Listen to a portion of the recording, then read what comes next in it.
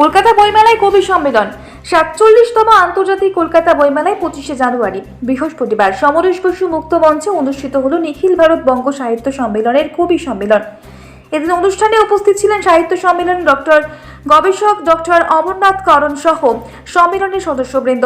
অনুষ্ঠানের শুরুতেই এদিন ডক্টর অমরনাথ করণ এই সম্মেলনের ১০০ বছরের ইতিহাস ও কর্মকাণ্ড সম্পর্কে বক্তব্য রাখেন এবং পরে সম্মেলনের সদস্যরা স্বরচিত কবিতা পাঠ করেন। ঠান্ডা উপেক্ষা করে দর্শকও ছিল চোখে পড়ার মতো। দেখুন সরাসরি সেই ছবি।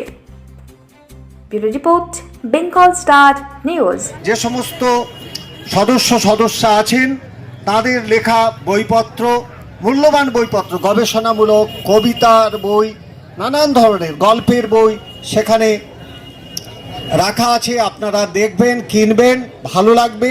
এবং সেটা শুধু এখানে কলকাতা কেন্দ্রিক নয়, ব্যাঙ্গালোর, কানপুর, বেনারস, বিভিন্ন জায়গায় যে সমস্ত আমাদের সদস্যরা আছেন তারা লিখেছেন। একাত্ম হলে বুঝবে ওদের ভাষা, তখন সেখানেই মনের দরজা খুলে যাবে তোমার। যে কথাগুলো কাউকে বলতে